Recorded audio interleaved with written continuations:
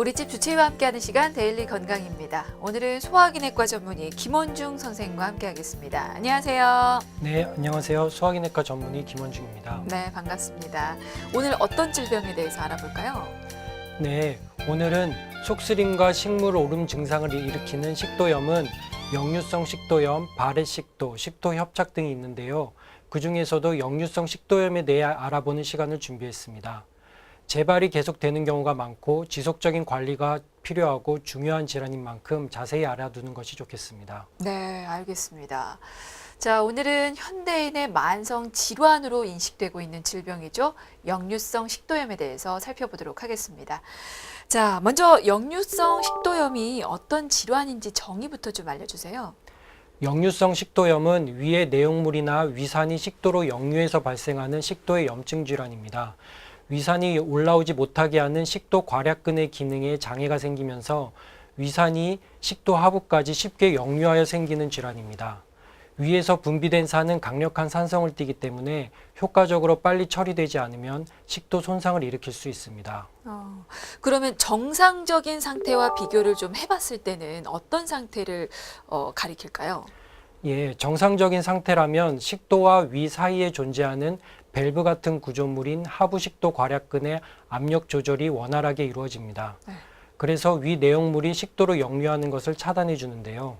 하부식도 괄약근의 조절 기능 약화로 경계 부위가 완전히 닫혀 있지 않은 경우, 위산 분비가 과한 경우, 또 복압이 상승하는 경우 위 내용물 또는 위산이 식도로 역류하게 되는 것입니다. 네, 알겠습니다. 지금 역류성 식도염에 대해서 설명을 해주셨는데 앞서서 다른 식도염도 언급을 잠깐 해주셨습니다. 발해식도 그리고 식도협착. 이것도 좀 간단히 설명 부탁드릴까요? 예, 발해식도는 식도의 상피세포가 변해서 암으로 갈 가능성이 있는 세포로 변하는 질환인데요. 우리나라에는 드문 질환이기 때문에 너무 걱정하지 않으셔도 됩니다. 네. 식도협착은 종양이 있거나 시술을 받았을 경우에 2차적으로 발생할 수 있는 질환입니다. 네.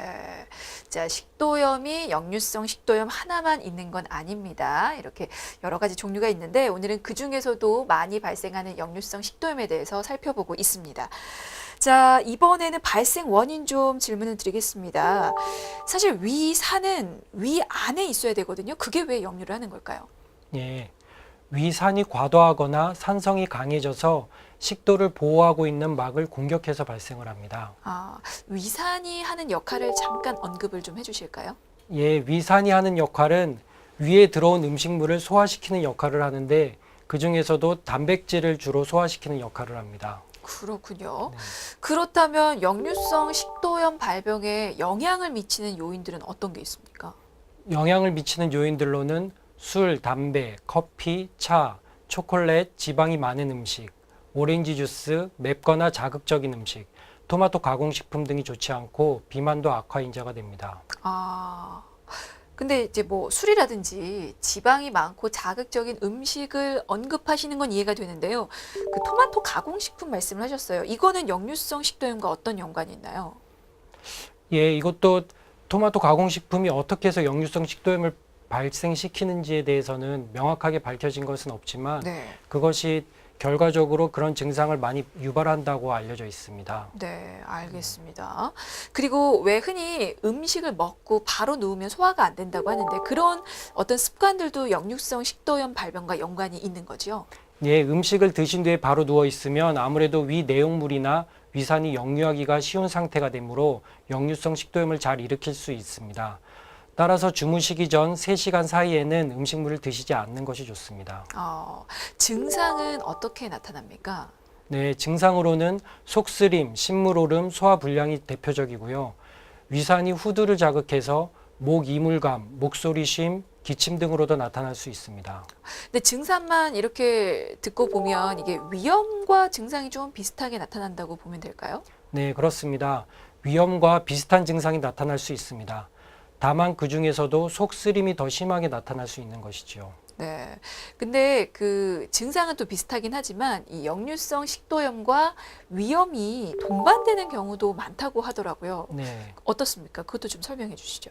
네, 역류성 식도염과 위염이 같이 일어나는 경우에는 위염을 일으키는 헬리코박터균이 위산을 과도하게 분비시켜 역류성 식도염을 일으키기도 합니다. 아, 헬리코박터균 때문이군요. 네. 그러면 그 경우는 헬리코박터균의 어떤 제균 치료를 하면 위염과 식도염이 모두 치료가 될 수 있는 겁니까? 네, 그렇습니다. 또 헬리코박터 제균 치료에 위산 억제제가 포함되어 있기 때문에 네. 식도염을 치료하는 효과가 있습니다. 하지만 이것은 연구로 완벽하게 증명된 것은 아닙니다. 네, 알겠습니다. 자, 그렇다면 증상이 있어서 역류성 식도염 의심이 될 때 어떤 검사를 통해서 진단을 하십니까? 네, 기본적으로 위 내시경을 통해 위 식도 접합 부위에 점막에 손상이 있는지를 살펴보게 됩니다. 네. 내시경을 했을 때에도 이상이 없을 경우에는 24시간 위 산도 검사나 식도 내압 검사라는 더 전문적인 검사를 하기도 합니다. 네, 일단 기본은 위 내시경으로 검사를 하시고요. 네. 그러면 내시경 검사를 통하면 대부분은 원인이 파악이 됩니까? 예, 내시경 검사로 진단이 가능하지만 70%의 환자는 정상적으로 내시경 소견을 보인다는 연구 결과가 있으므로 완벽하게 진단한다고는 보기가 어렵습니다. 그렇군요. 그 검사를 하게 되면 내시경상에 어떤 변화가 확인되는지도 좀 알려주세요. 예, 역류성 식도염의 내시경 소견으로는 위와 식도가 만나는 부위에 있는 그 선이 불명확하게 보인다거나 그 만나는 부위에서 점막이 손상되는 선상의 점막 손상이 관찰됩니다. 네. 그 사실 역류성 식도염을 치료해야 하는 이유 중에 하나가 이게 그 앞서서 알려주신 발해식도로 변할 수도 있다고 하던데요. 실제로 그럴 수 있는 건가요? 예, 역류성 식도염이 심할수록 발의 식도가 잘 생긴다는 견해가 있지만 그 인과관계가 명확하게 밝혀지지는 않았습니다. 아, 그러면 이 식도염이 식도암으로 발전할 가능성도 있지 않을까라는 생각이 드는데 어떻습니까? 예, 그렇습니다. 위산이 식도의 점막에 변화를 일으킨다는 점에서 식도염은 식도암을 일으킬 수 있는 것이고요. 하지만 우리나라는 식도암의 발생이 서구에 비해서 적기 때문에 지나치게 염려할 정도는 아닙니다. 네, 알겠습니다. 자, 그렇다면 본격적으로 역류성 식도염 치료법 알아보도록 하겠습니다. 진단 후에는 어떤 방법으로 치료를 하십니까? 예, 역류성 식도염의 치료로는 위산 억제제와 제산제, 위장관 운동 촉진제 등의 약물을 복용할 수 있겠습니다. 주로 약물 치료가 이루어지는 것 같은데 예. 약물 치료만으로도 호전이 될 수 있습니까? 네, 약물 치료의 효과가 좋은 편입니다. 하지만 그렇다고 해서 약물만으로 끝나서는 안 되겠고요. 기본적인 생활 습관도 고쳐야 합니다. 아까 말씀드렸듯이 잠들기 3시간 전에 식사하시는 것을 피하고 체중을 감량하고 또 식사 후에 바로 눕는 것도 피하는 것이 좋겠습니다. 네. 어떻게 보면 이거는 당연한 질문일 수도 있는데요. 자연적으로 호전되는 걸 기다리기보다는 아무래도 약물 치료를 받는 게 훨씬 좋겠죠.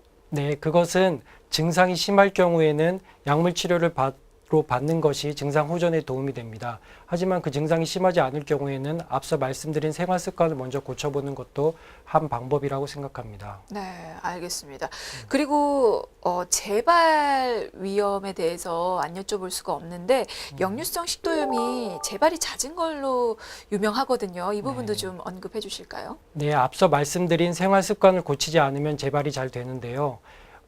약물 치료로 해서 증상이 바로 호전됐다고 그냥 지낼 것이 아니라 생활 습관 자체를 잘 고치는 것이 중요하겠습니다. 네, 알겠습니다. 치료 후 관리법, 생활습관 개선이 필요할 텐데 사실 약물 치료로도 호전이 되지 않으면 다음 치료법은 또 어떤 게 있는지 궁금합니다. 수술적인 방법도 행해지나요? 약물 치료로 조절이 잘 안 되는 경우에 수술적인 치료를 합니다.